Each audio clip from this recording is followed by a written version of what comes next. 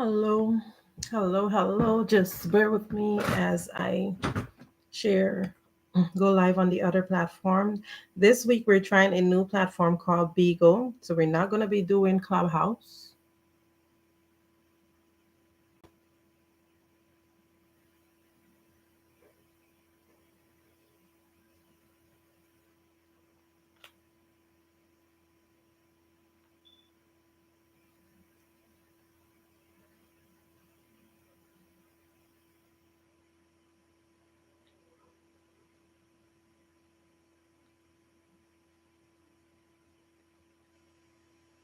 Hope everybody had a good week.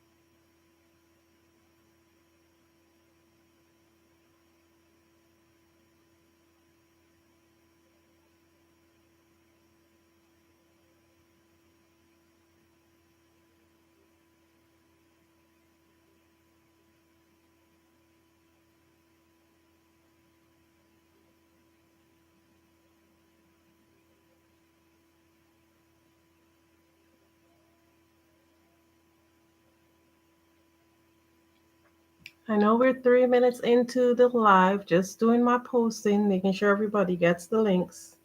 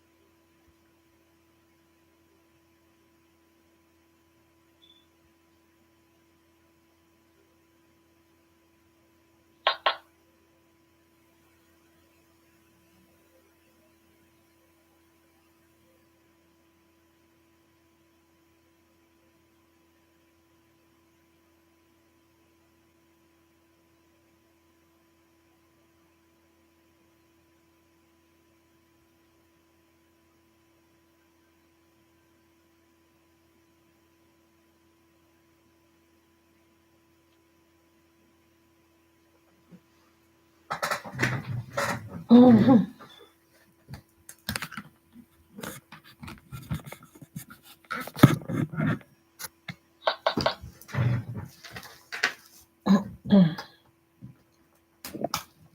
Hello, hello.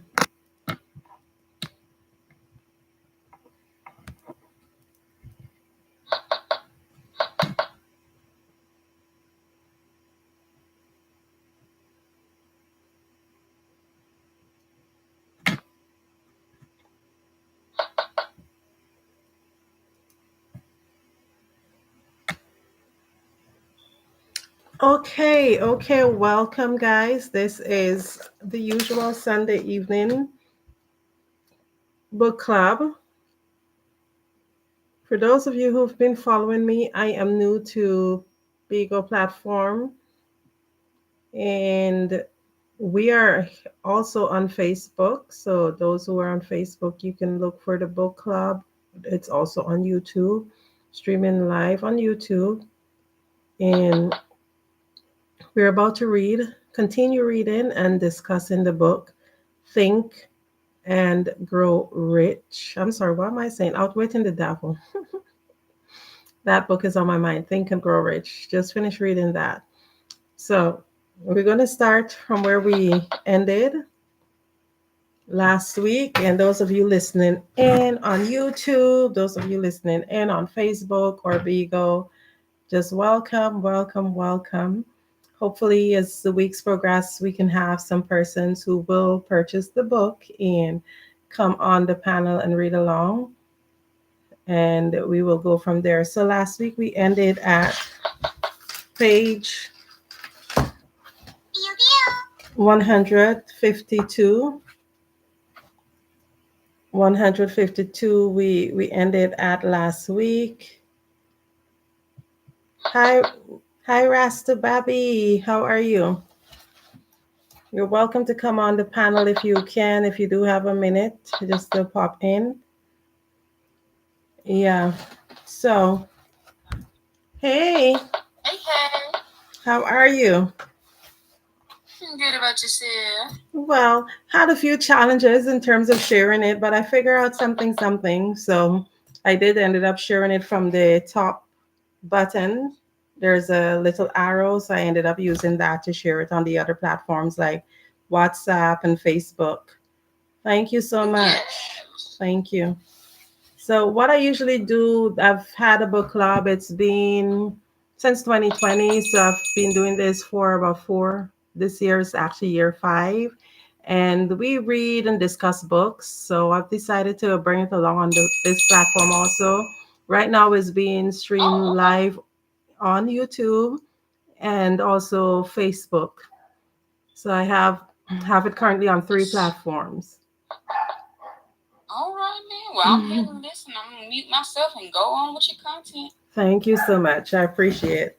Okay, so last You're welcome. week, thank you.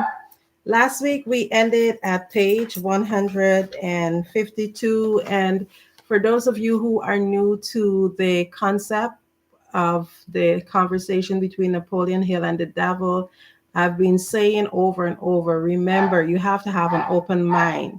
Even if you believe that this entire thing is fictitious and there's no way Napoleon Hill could have had an actual conversation with the devil, I want you guys to always think of the conversation in terms of the meaning of it, in terms of the context of the conversation, and what is it that you can pull out from it to add to your life. As you know, KEG Book Club, KEG stands for reading for knowledge, empowerment, and growth. And that's exactly what we're doing here. We're just trying to expand the thinking so that we can really become empowered and we can grow as people. So we're going to start from the question. At this point, Napoleon Hill is questioning, interrogating the devil. So when I say question, it's the questions from Napoleon Hill. When I say answers, it's the answers from the devil. Here we go. Am I to understand, question, am I to understand from your remarks that you have to gain control of people while they're still very young, or you lose your opportunity at them altogether? Answer. I prefer to claim them before they come into possession of their own minds. Once any person learns the power of his own thoughts, he becomes positive and difficult to subdue. As a matter of fact, I cannot control any human being who discovers and uses the principles of definiteness. Question: is the habit of definiteness a permanent protection against your control? Thank you. Answer: no, not by any means. Definiteness closes the doors of one's mind. To me, only as long as that person follows the principle as a matter of policy. Once any person hesitates, procrastinates, or becomes indefinite about anything, he is just one step removed from my control. Now we'll hear a note from the author. Says the devil: once any person hesitates, procrastinates, or becomes indefinite about anything, he is just one step removed from my control.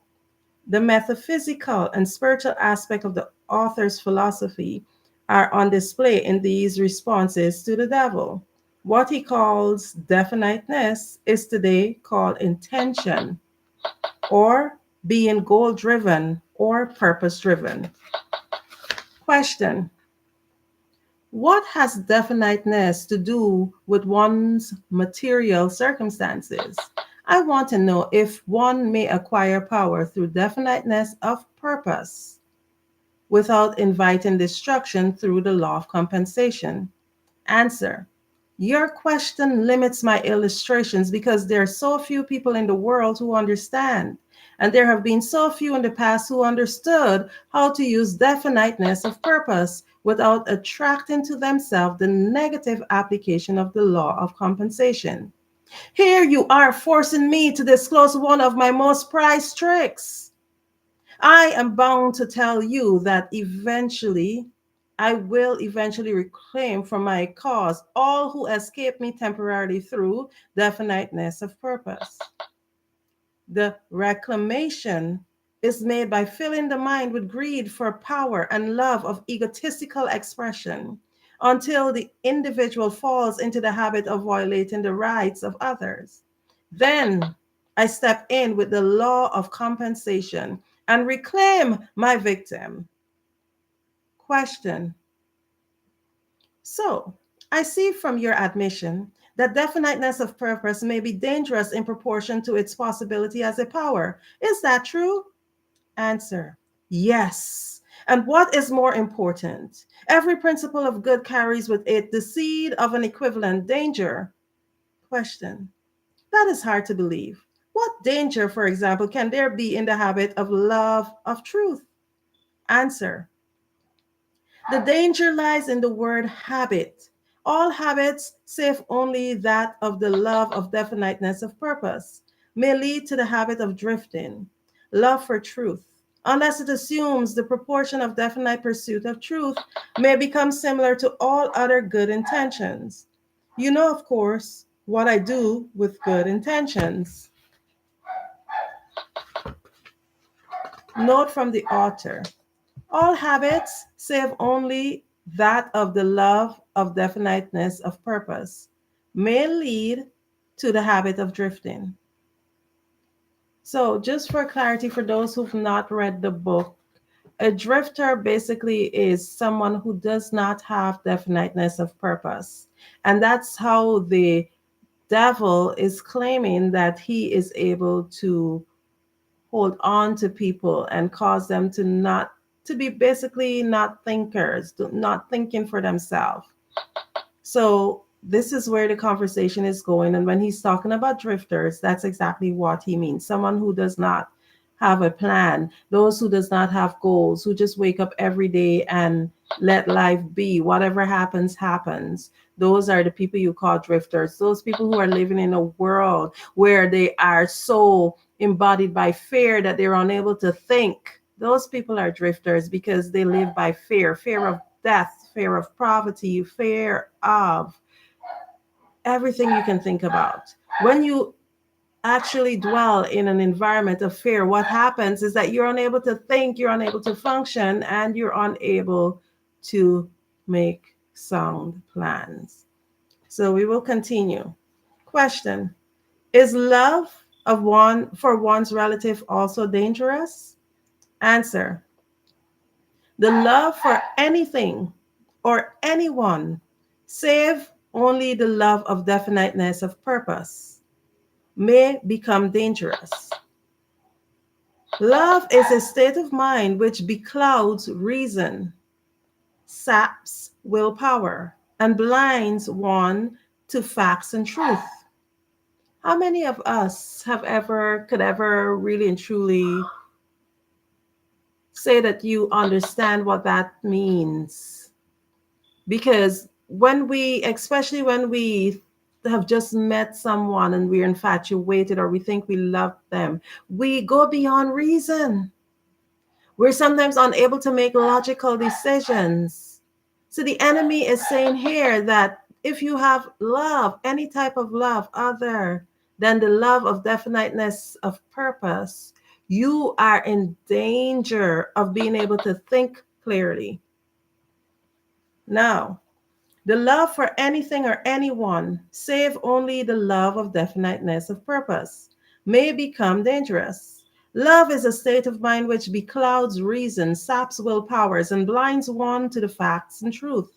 Everyone who becomes self determining and gains spiritual freedom to think his own thoughts must examine carefully every emotion that seem even remotely related to love. You may be surprised to know that love is one of my most effective baits. With it, I lead it with it, I lead into the habit of drifting those whom I could attract with nothing else. That is why I have placed it in the head of my list of bribes. Show me what any person loves most, and I will have my cue as to how that person can be induced to drift until I bind him with hypnotic rhythm. Love and fear combined give me the most effective weapons to which I induce people to drift. One is as helpful to me as the other. Both have the effect of causing people to neglect, to develop definiteness in the use of their own minds. Give me control over a person's fears and tell me what he loves most, and you may as well mark that person down as my slave. Both love and fear are emotional forces such stupendous potency that either may completely set aside the power of will and the power of reason. Without will and reason, there is nothing left to support definiteness of purpose. But, Your Majesty, question, life would not be worth living if people never felt the emotions of love. Answer: ah, you are right as far as your reasoning goes, but neglected to add that love should be under one's definite control at all times. Of course, love is a desirable state of mind, but it is also a palliative which may be used to limit and destroy reason and willpower, both of which rate above love in importance to human beings who want freedom from self determination. Question: I understand from what you say that people who gain power must harden their emotions, master fear, and subdue love. Is that correct? Answer: people who gain and maintain power must become definite in all their thoughts and all their deeds. If that is what you call hard, then they must become hard. Question: let us look into the sources of advantage of definiteness in the everyday affairs of life. Which is more apt to succeed? A weak plan applied with definiteness, or a sound, strong plan indefinitely applied? Answer: weak plans have a way of becoming strong if definitely applied. Question: you mean that any plan definitely put into continuous action in pursuit of a definite purpose may succeed, even if it's not the best plan? Answer yes. I mean, just that.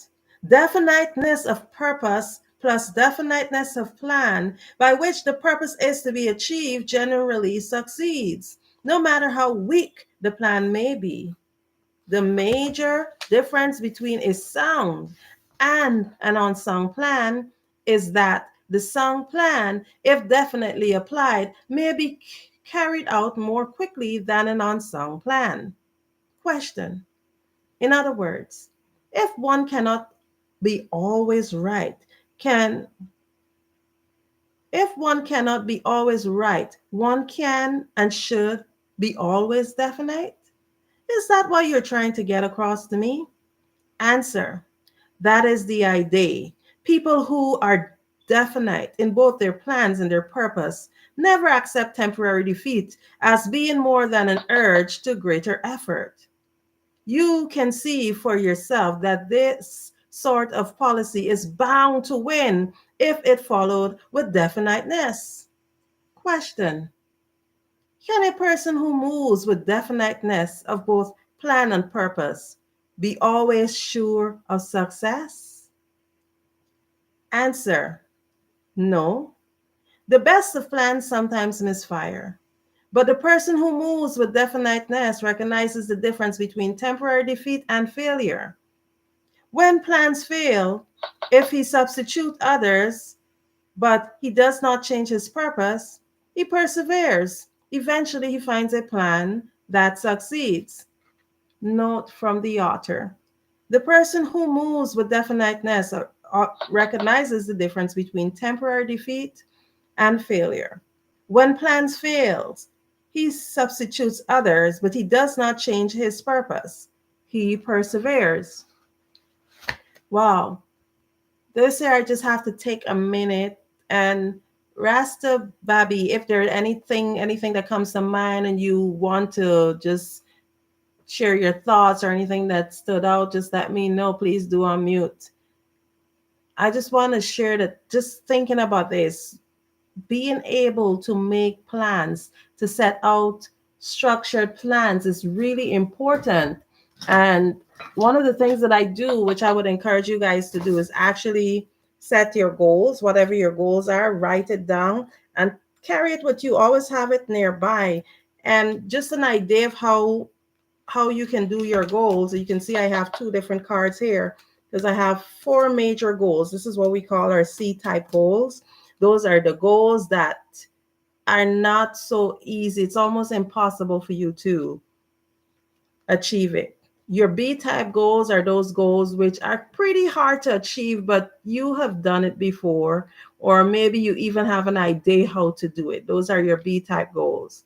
Those are the goals that you can do it. Like for example, if you've owned a specific car before and might want to have a new version. Thank you so much. And you might want to have a new version of that car. Maybe say you own a Ford and Ford F-150 and you own probably a 2010 version. And it's like, oh, this year my major goal is to own a Ford F-150 again. Thank you guys.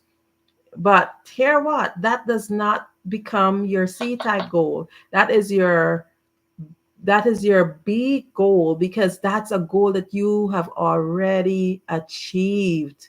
And then there are your A type goals. Those are the goals that you do every day. Some of those goals you can even assign to other people, like doing laundry, maybe finishing, making your bed. They're little simple goals, things that you can do on a daily, weekly, really short term goal. Those are things that you can delegate if possible. But what I'm talking about, what you're writing down is that C type goal, that goal that you don't even know how to get there. Maybe you have to get a coach to get you there. And it's not so easy. You do not know a clear path on how to achieve it. It's sometimes almost not doable. It almost feels impossible, but you just keep it near to you. And one of the things for those of you who've been listening in on KEG Book Club over the last few years, before we read Think and Grow Rich, we had done a book called The Power of Your Subconscious Mind. And we understand that the subconscious mind is like the Proverbs 31 woman, because guess what she does? The subconscious mind brings into existence everything that you decide that you want to do. Even when you don't realize you're working on it, your subconscious mind is like that bride. She gets up and guess what she does? She works on whatever it is. So you might be, hey, I'm actually doing something that gets me closer to this goal. And you might not even be aware that you're doing it. Your subconscious mind naturally works towards it. One of the things that I would suggest to do is actually have, I'm going to open up one more slot for anyone who would want to come in. One of the other things that I would suggest that you do is actually spend at least the first few hours of your day every day working towards your C type goal. So, for example, if your goal, if you've never owned a house before, you don't know the process, you don't know how to get it done, that can become a C type goal.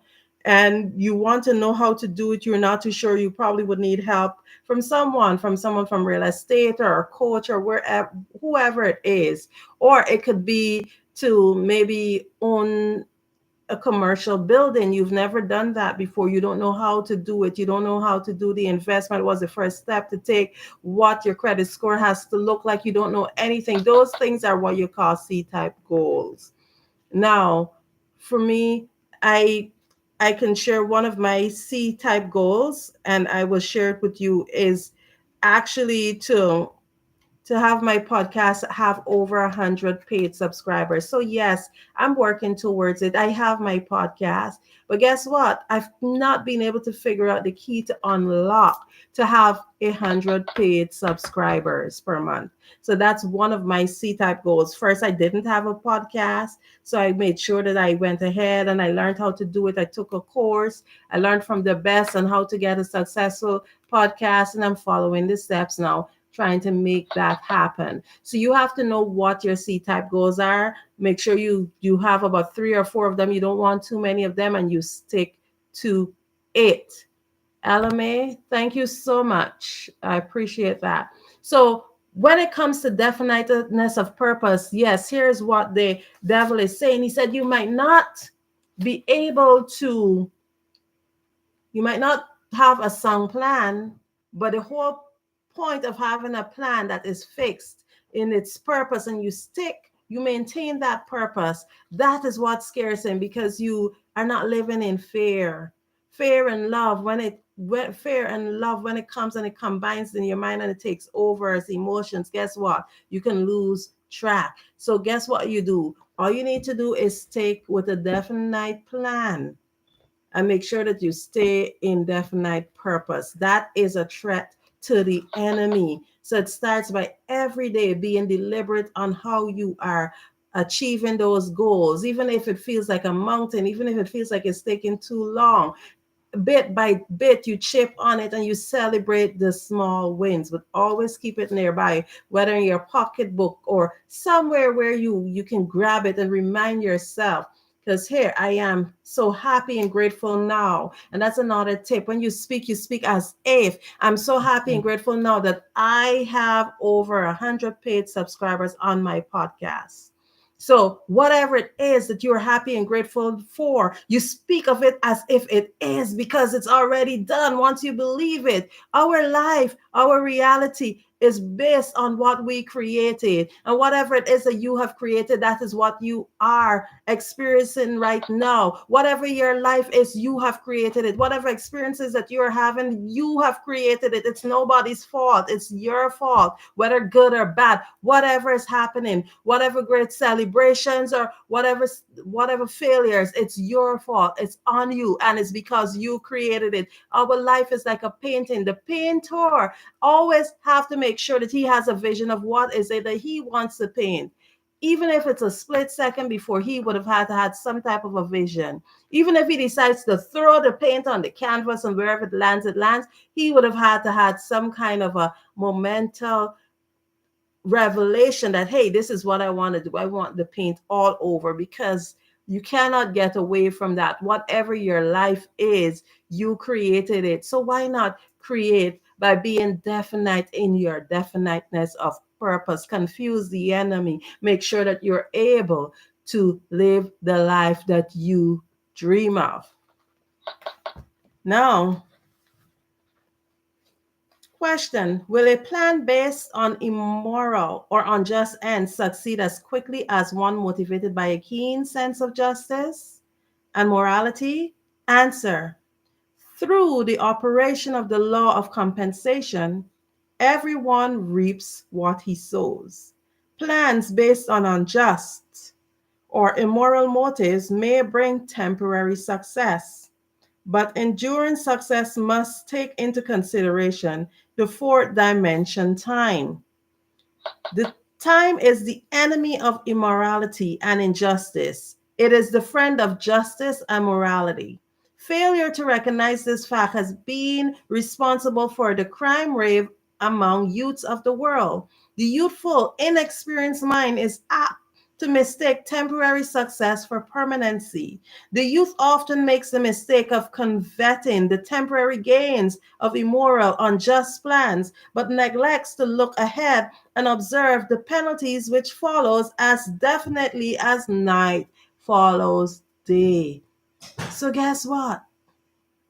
We cannot be immoral and think that we will not be compensated for it, because the universe is considered of matter, two sets of matter. There's dark and there's light matter. There's good and there's bad energy. No matter what you do, time eventually will catch up with you. Whatever compensation you give, whether good or bad, guess what? It comes back to you.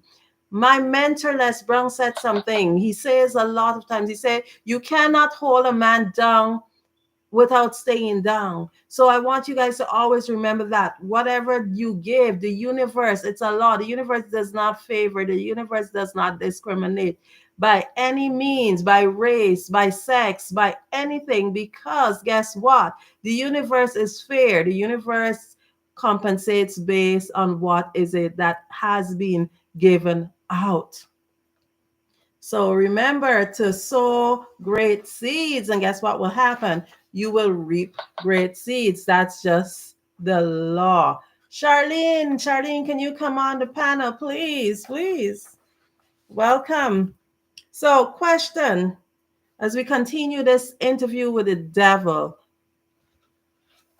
Napoleon asks, this is pretty deep stuff, Your Majesty. Let us get back to the discussion of the lighter and more concrete subjects. Welcome, welcome, welcome. We are getting in here on this lovely discussion between the devil and Napoleon Hill. So, question. Well, I don't know if you have the book, but we're at page 160. It says, this is pretty deep stuff, Your Majesty. Let us get back to the discussion of lighter and more concrete subjects that are likely to interest the majority of people. I'm interested in discussing the things that make people happy and miserable, rich and poor, sick and healthy. In brief, I'm interested in everything that can be used by human beings to make life pay satisfactory dividends in return for the effort that one puts into the business of living. Answer. Very well. Let us be definite. Question. You have my idea, Your Majesty. Has a tendency to stray off into abstract details, which most people can neither understand nor use in the solution of their problems. Could that, by chance, be a definite plan of yours to answer my question with indefinite answers? If that is your plan, it is a slick trick, but it will not work. Go ahead now and tell me something more about the miseries and failures of human beings growing directly out of indefiniteness. Answer. Why not permit me to tell you more about the pleasures and the success of people who understand and apply the principle of definiteness? Question. I observe that sometimes people with definiteness of plan and purpose get what they ask for from life, only to find out after they get that it is not what they want. What then? Answer. Generally, one can rid of whatever it is not wanted by application of the same principle of definiteness with which the thing was acquired. A life is lived with fullness of peace of mind, contentment, and happiness, always divests itself of everything it does not want. Anyone who submits to annoyance by things he does not want is not definite. He is a drifter. A life, note from the author, a life that is lived with fullness of peace of mind, contentment, and happiness always divests itself of everything it does not want. How many of us are truly content? In a world where so many people are trying to keep up with the Joneses, could we not all learn something here? Is there something in your life that you need to divest? Is there something in your life that you need to divest? Anyone who submits to annoyance by things he does not want is not definite. He is a drifter. Now, we've been talking about over the past few weeks in this book about drifters. Drifters are people who do not have a definite purpose. They don't have any definite plans. They're just existing. You have to ensure that you do not fall into the realm of being a drifter. Now, question, what about married people who cease to want each other? Should they separate? Or is it true that all marriages are made in heaven and the contracting parties are therefore forever bound by their bargain, even though it may prove to be a poor one for both? Answer. First, let me correct that old saying that all marriages are made in heaven. I know of some which were made on my side of the fence. Minds which do not harmonize should never be forced to remain together in marriage or any other relationship. Friction and all forms of discord between minds lead inevitably to the habit of drifting and, of course, indefiniteness. Always Always do life with a purpose. Yes, yes, yes, yes. Question. Aren't people sometimes bound to others by the relationship of duty, which renders it impractical for them to take from life what they want most? Answer. Duty is one of the most abused and misunderstood words in existence. The first duty of every human being is to himself. Every person owes himself the duty of finding how to live a full and happy life. Beyond this, if one has time and energy not needed in the fulfillment of his own desires, one may assume responsibility for helping others. Note from the author. Now, before I read the note from the author, this is so deep because based on the teachings that we have, and especially from the general biblical point of view, they always talk about not divorcing, always staying together, etc. But there are people who do that, and there's so much discord. If you've known of people who've had discord, they just can't seem to get it together. It doesn't even have to be marriage, any type of relationship. Just drop a one in the chat because it's a thing, it's real, it's something that happens. And if they're saying that you cannot have fear in your mind in order to be able to live a life and to be able to think properly and being able to think without emotions such as love and fear, we need to we need that in order to remain focused and in order to be able to think and have our plans come through, etc.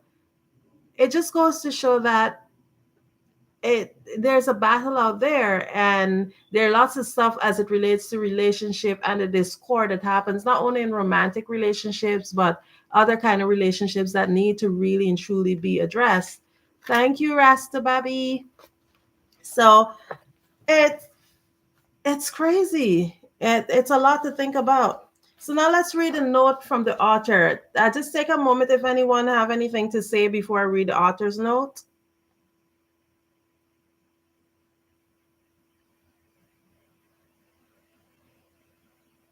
Okay, so I'm going to take that as you guys are still listening. So we go straight into the author's note. Now it says, the first duty of every human being is to himself. Now, just hearing that sentence alone, I know there are people who absolutely. Oh, try to open your mic. Sure, whenever you open it, you can share your thoughts. I think it's usually in the bottom by the there's a chat sign there. I think it's somewhere in the bottom there that you should be able to. Got it. Are you hearing me? Yes. I joined in late. Hello, everyone. Hello, everyone who is on listening to this wonderful um, review of Outwitting the Devil. I joined late, but I am here.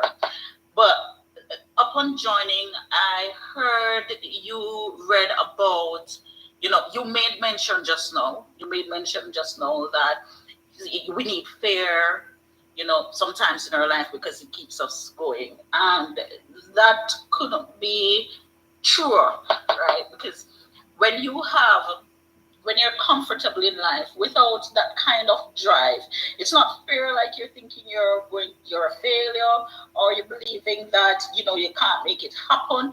But when you are absent of fear or absent of those kind of stress that gets you motivated and going and want more for yourself, it means that you're very comfortable and you're stagnant in life. Too often we believe that we can rid ourselves of fear, we can rid ourselves of stress, we can rid ourselves of these things because we look at them as bad things. They are only bad when we let them take over our lives and put us into depression. But if we can use them as stumbling blocks, like, hey, okay, I fear to be homeless. And since I have a fear of homelessness, I am going to try my endeavor best to make sure that I am able to provide a roof over my head, right? So that is turning the fear into something positive. You're using it as a stumbling block rather than something. Sorry, you're using it as a stepping stone rather than a stumbling block. It's the same thing in life. These are little things that gets us going, that gets us wanting more. I have a fear of not being able to provide for myself and my family. What am I going to do about that fear? I'm going to ensure that I make myself valuable and make myself I continue to improve myself. So whether it is that you believe in working for someone or becoming an entrepreneur, you improve on your skills so that you can acquire the wealth that you need to acquire. Well, you don't need wealth to feed your family, but you can acquire sufficiently so that you can provide for your family. But in the same breath, if you're going to use these things as stumbling blocks, I fear homelessness, and you do nothing about it, then your fear will become a reality. So, without positive, you will not have negative, and without negative, you will not have positive. So, I believe you to summarize what you were saying, and I agree with you totally. I believe that since positive and negative must exist, we have to learn how to turn those negatives that will always exist in a positive way so that we can continue with our lives successfully. Thank you, Charlene. So one, just so I like the way you put it in terms of actually using fear more as a stumbling block. One of the things that the Napoleon was trying to pull out, or one of the principles he was trying to get out from the devil, is that we really do have to rid of it. So the way of you using it as a stepping stone, I believe, would be like a significant, or what would I say, a symbol of ridding it, because we cannot have it in our mind. If we have it in our mind, then we cannot think. So we need to really and truly not have it there. Get rid of it, kick it out, use it as a stepping stone to move forward. But we definitely can't dwell on it, because if we dwell on it, We can't function. then become a reality, Oh, and the yes. devil would win. He would win because then he would consume our minds and we keep worrying, it would eventually happen. Exactly. But I like how Thank you you for allowing. mentioned, you're welcome. I love how you mentioned fear of homelessness because when we read Think and Grow Rich, excuse me, that was among the top six fears. One of it being the fear of death, I think was number one. Fear of homelessness. It was another one of it, and the fear of growing old is another one. And what's amazing, but the fears of death and growing old together, in my opinion, is because if you die, you can grow old. And if you grow old, that means that you didn't die. So one or the other have to happen. So we really and truly got to get rid of the fears. It's crazy. Really, Right. really crazy. It doesn't necessarily mean that it is not there. It's how you operate, because fear will always exist. But like you said, if you dwell on it and make it become that permanent thing in your life, that is when you're allowing the devil to win. But to outwit the devil, it means therefore that you're finding strategic ways of overcoming the fear, and overcoming could mean using your fear as a stepping stone. Oh, yes. Thank you. Thank you. So it says the first duty of every human being is to himself. And for me, like in when I got the name Adorn Me, those of you who are following me see Adorn Me. Adorn Me means to adorn me. It's an Italian word that means adorn me. And it came out of a place of self-love. We have to learn to love ourselves. And why the base of that is based on biblical principles because it says love your neighbor as you love yourself, which means that if you don't love yourself you wouldn't know how to love your neighbor. Thank you so much. You wouldn't know how to love yourself if you don't love your neighbor. If you don't love yourself, you got to understand what is it to treat yourself like somebody you love in order to treat others kindly. And the first duty this is saying, it seems selfish, and a lot of people might say, hey, this can't be a good principle. But the first duty to every human being is to himself, and that is the mere truth. Every person owes himself the duty of finding out how to live a full and happy life. Your happiness do not depend on somebody else. Of course, though compelled to answer accurately, the devil still responds from the perspective of the devil. It is possible that Mother Teresa or Gandhi had a different opinion on this issue. They lived their lives in service. How do you feel? Do you put finding a full and happy life first in your life? Do you agree with those who would argue to truly be of service to others, you need to take care of yourself first? Well, that's my argument. Is it then possible that Mother Teresa and Gandhi found their full and happy lives through service to others? Personally, I just still think they had some type of a self-love and make sure that they're taken care of. Their well is full before they were able to feed others. I don't believe there's another possible way. If you think any different, you could write in the chat. Now, question, isn't it a selfish attitude? And isn't selfishness one of the causes of failure to find happiness? Answer, I stand by my statement that there is no higher duty than one owes himself. Question, does a child owe something in the way of duty to his parents who gave life and sustenance during its periods of helplessness? Answer, not at all. It is just the other way around. Parents owe their children everything they can give them in the way of knowledge. Beyond that, parents often spoil instead of helping their offspring by a false sense of duty, which prompts them to indulge their children instead of forcing them to seek and gain knowledge at first hand. Question, I see what you mean. Your theory is that too much help thrust upon the youth encourage him to drift and become indefinite in all things. You believe that necessarily You believe that necessity is a teacher of great sagacity, that defeat carries with it an equivalent virtue, that unearned gifts of every nature may become a curse instead of a blessing. Is that correct? Answer. You have stated my philosophy perfectly. My belief is not theory, it is fact. Note from the author.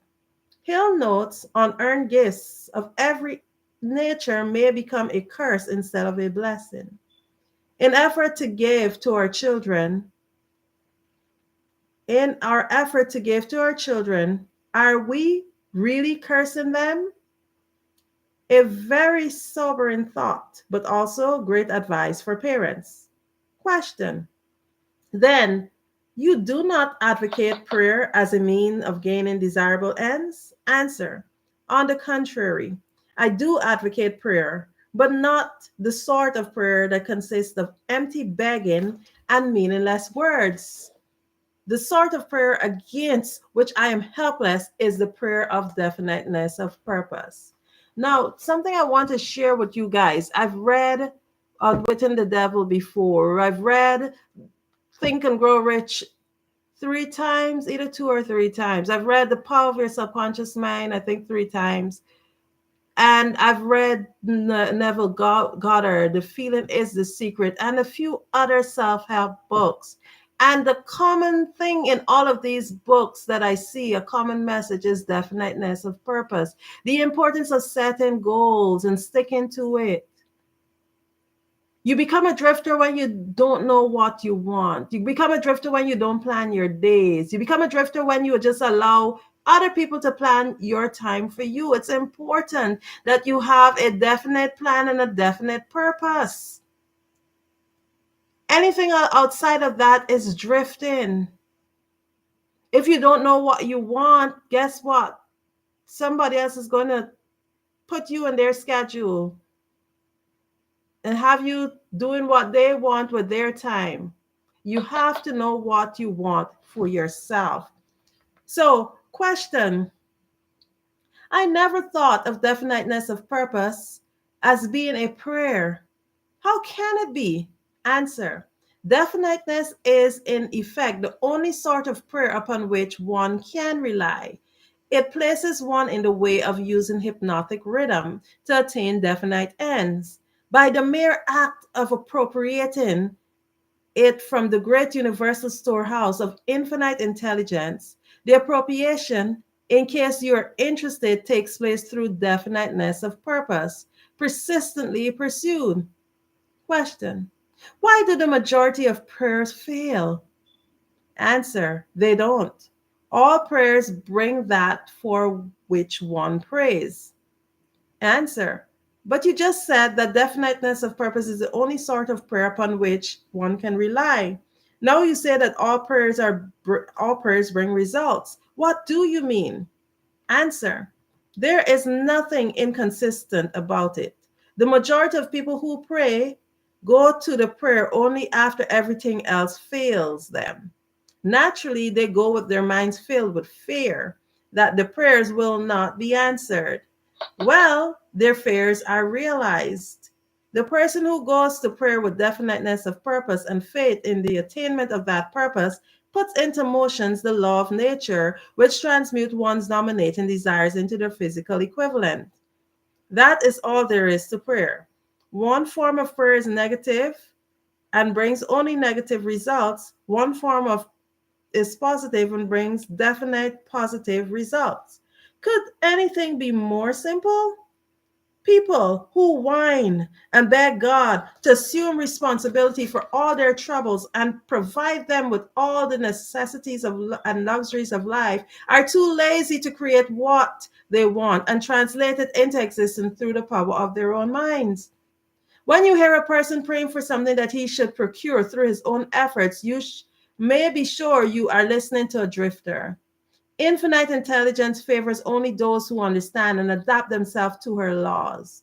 She makes no discrimination because of fine character or pleasing personality. These things help people negotiate their way through life more harmoniously with one another. But the source from which prayer is answered is not only impressed by fine feathers. Nature's law is know what you want, adapt yourself to my laws, and you shall have it. Now, I had mentioned earlier the same thing in terms of it was not today, but a few weeks ago, I spoke about prayer without works is dead. Now, people sometimes they want something and they praying and they're praying and they're praying for it, but they're just sitting in their chair and expect a miracle to happen. If you read the principles of this book and all the other books, you in order for you to get some amount of what would I say substance, something that is equivalent to something, you have to do something. You can't just wake up and pray and lay back down and pray for the big White House with the picket fence and it's going to happen. It's not going to happen. Reality check. It's not going to happen. You have to do work. Prayer without work is dead. Same thing. You have definiteness of purpose. You can write down your plans, but if you don't take actions, guess what? I always say a plan without a date is a wish. And in order for a plan to come into being, in order for something to come into being, you have to take action. The first part, when the painter thinks of the painting, he could think about that painting all day. But if he doesn't take action and get the canvas and the paint and do what he has to do, it will always remain a wish and a dream. So, how many of you are wishing and dreaming your life away? Sitting down, hoping that fortune will come to you. If you don't get up and try to find a way, one of the things I was privileged to be able to be trained under the program with Bob Proctor, the Thinking to Results program. And one of the things that they teach you is what they call the success formula. There is a simple formula to success. It does not matter what you do or how you do it. If you just take a moment, I will tell you what is the formula to success. What is the formula to success? Successful people are willing to do the things that unsuccessful people aren't. It's as simple as that. That is the formula. No matter how they twist it, they turn it, they did service, they did everything. People who are successful are willing to do the things that unsuccessful people don't want to do. So that includes, in many instances, to actually get up and do something other than praying. Because if you pray and you don't get up and you don't work, then you're not going to get results. You need to get to earn income. And you're like, okay, you're sitting around, you're not looking for the job, or even if you're not looking for the job, you're not at least trying to find ways to make income from home. You're not doing anything. Guess what will happen? You're not going to earn anything. It's the law of nature. If you read Think and Grow Rich, you have to exchange something for something. Once you start to exchange either your energy, your time, something for something, it's never free. You got to tell the universe, hey, what is it that I'm willing to trade? What is it I'm willing to compensate for me to be able to get what I want? You got to sacrifice something. And the sacrifice doesn't come by sitting down and praying. The sacrifice comes by actually taking action. Pray, yes. We also have to make a plan with a purpose, definiteness of purpose, a definite plan with definite purpose. And it's not always going to be great and a bed of roses and whatever it is, but whatever is going on, you have to ensure that you continue to persevere. As I said, make sure that you know what your C type goals are, write it down, keep it two, three, four. I have four C type goals. Know what those four major goals are, and every day spend the first few hours of your day ensuring that you complete them. Make that extra call. We don't like to hear no, but sometimes you need to call that extra person. For those of you who are working from home, sometimes you're in network marketing, you don't want to call the people. You got to call that extra person and you're going to hear no. But when you hear no, you got to keep going until you hear yes. You're waiting for the yes, but you wouldn't get the yes until you hear a few no's. You got to do the work. You got to write that resume. You got to do that course, or you got to create that course. If you don't want you have a dream of being a content creator, you got to get on online.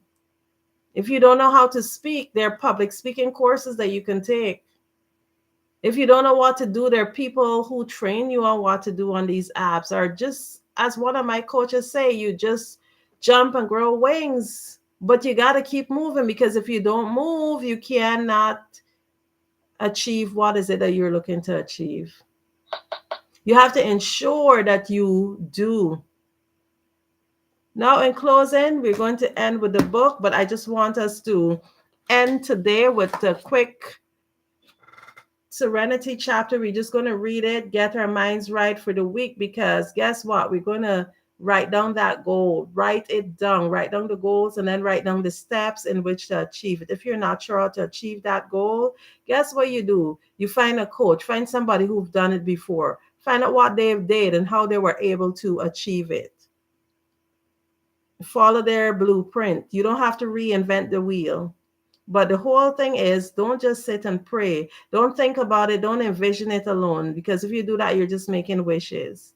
And we're not in the game of wishes. We're in the game of results. The only way you can get results is by, first of all, thinking and then taking action. So just let's clear our minds for this week. Book club is the same time next week, 6:30 p.m. We're going to continue reading Napoleon Hill's Outwitting the Devil. For those of you who do not have the book, I recommend that you purchase it so that you can come on here and we can take turns in reading.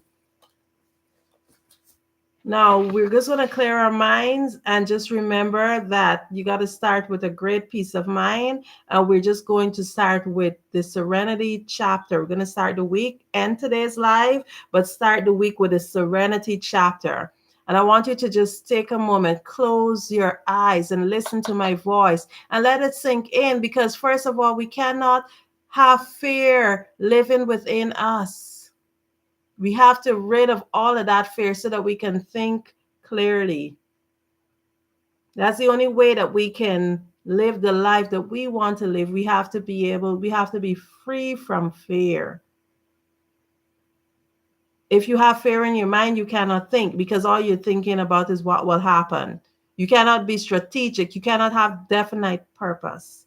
So we're going to start the week and tonight's broadcast with just listening to my voice, your eyes closed. Just take away all the thoughts, everything that's overwhelming you. Just relax. Close your eyes, breathe in slowly. Hold your breath. Breathe out slowly and listen to my voice. We're reading the Serenity chapter, and it says, As a man thinketh. The calmness of mind is one of the beautiful jewels of wisdom. It is the result of long and patient effort in self control. Its presence is an indication of ripened experience and of a more than ordinary knowledge of the laws of operation of thought. A man becomes calm in the measure that he understands himself as a thought evolved being.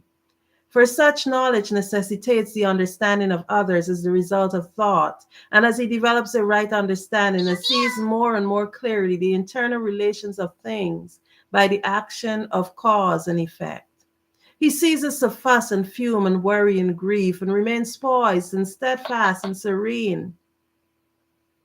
The calm man, having learned how to govern himself, knows how to adapt himself to others, and they in turn reverence his spiritual strength and feel that they can learn from him and rely upon him. The more tranquil a man becomes, the greater is his success, his influence, his power for good. Even the ordinary trader will find his business prosperity increase as he develops greater self control and equanimity. For people will always prefer to deal with a man whose demeanor is equable. The strong, calm man is always loved and revered. He is like a shade given tree in a thirsty land or a sheltering rock in a storm.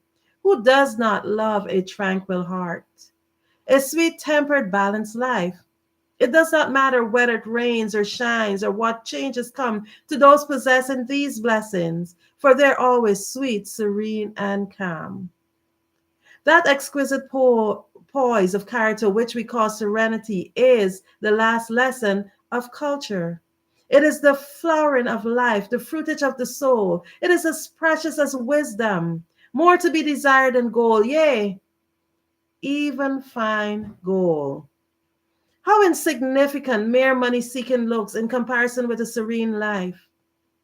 A life that dwells in the ocean of truth beneath the waves, beyond the reach of the tempest, in the eternal calm.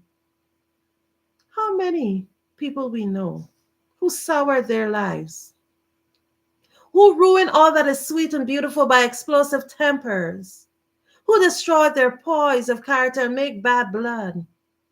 It is a question of whether the great majority of people do not ruin their lives and mar their happiness by lack of self control.